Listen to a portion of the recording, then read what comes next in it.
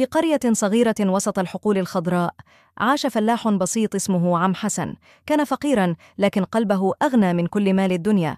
كان يعمل من الفجر حتى الغروب، يزرع الأرض بيده ويعود كل يوم وهو متعب، لكنه مبتسم، لأن في بيته 3 أولاد ينتظرونه. مرت السنوات، كبر أولاده، لكن الفقر ظل كما هو. ومع ذلك لم يشتكي عم حسن يوماً. كان دائماً يقول: اللي يزرع خير يلاقي خير، حتى لو اتأخر الحصاد. وفي يوم شتاء بارد اشتد عليه المرض.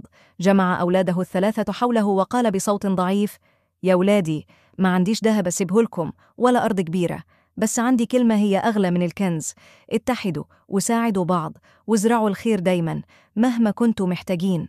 وبعد أيام مات عم حسن، وبدأ الأولاد رحلة الحياة وحدهم. في البداية تعبوا، الدنيا قاسية والناس نسيت أبوهم، لكنهم تذكروا كلمته فظلوا متماسكين، يعملون معا، لا أحد يخذل الآخر. وبمرور الوقت بدأت الأرض تثمر أكثر من أي وقت مضى. كبر رزقهم واتسعت حياتهم، وصار اسم أولاد عم حسن رمزا للخير في القرية. وفي يوم وقف أكبرهم أمام قبر أبيه وقال: يا بوي، يمكن كنت فقير في المال، بس كنت أغنى واحد في التربية. ليس كل ميراث يقاس بالذهب، أحيانا أغلى ما يتركه الأب هو القلوب اللي علمها تحب وتخاف ربها.